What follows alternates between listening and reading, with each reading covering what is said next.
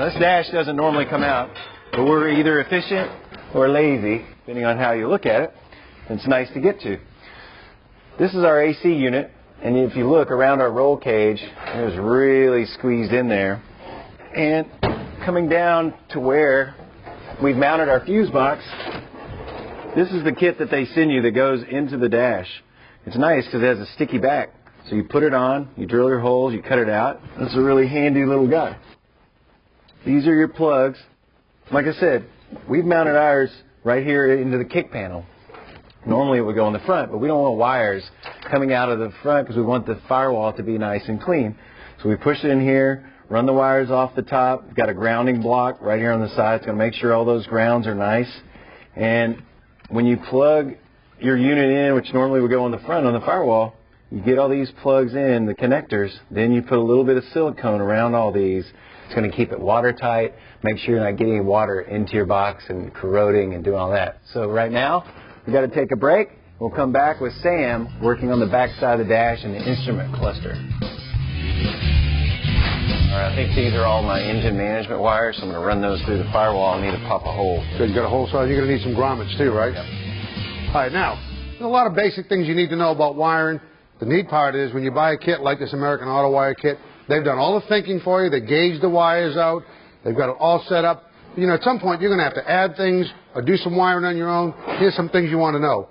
First off, I like to start with a grounding block. Brian's put one in this car. On a steel car, you really don't need them as much, but I'll tell you what, they're good to have. If you've got a plastic car, fiberglass car, kit car, definitely use one of these, wood car. All right? Now, you bolt this any place you want to mount it. On this one heavy stud here, you run like maybe a 10-gauge black wire going over to your battery ground.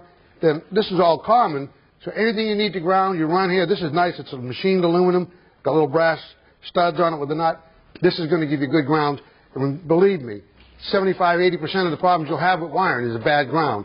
That takes care of that. The next thing is tools. Look at these strippers. You see the guys all the time pushing these at the swap meets. They work fine, but they're a little tough on the wire. If you take a piece of wire, put this in here, does that. It stretches the insulation. You always don't get exactly what you want. If you're going to buy automatic wire strippers, something like this, they're a few more dollars, but they're good. And they're going to tell you what size wire you go in there, pop it off. It doesn't hurt the conductor. It doesn't stretch it. Particularly important when you're working with anything that's going to be low voltage to a computer. And you can see right here, these are factory, what they call an F, like in Frank, F crimp. And these are non-insulated terminals. If you're using those, which is a package-style terminal, something like this, you need to have an F-crimp tool. Now, I don't have one here for that, but this is a spark plug wire, 7 and 8 millimeter spark plugs, but you see the shape of that. It rolls the crimp around. That's real important. So buy yourself good crimping, good stripping tools, and then make your selection right. Now, look at these lugs right here. Make sure you pick the stud size that's proper, and then also the wire gauge size is proper. Now, these work good because these are copper. It's a good conductor, and you can solder them. These colors, they mean something. Your yellow is your heavy wire. That's your 10-12 gauge.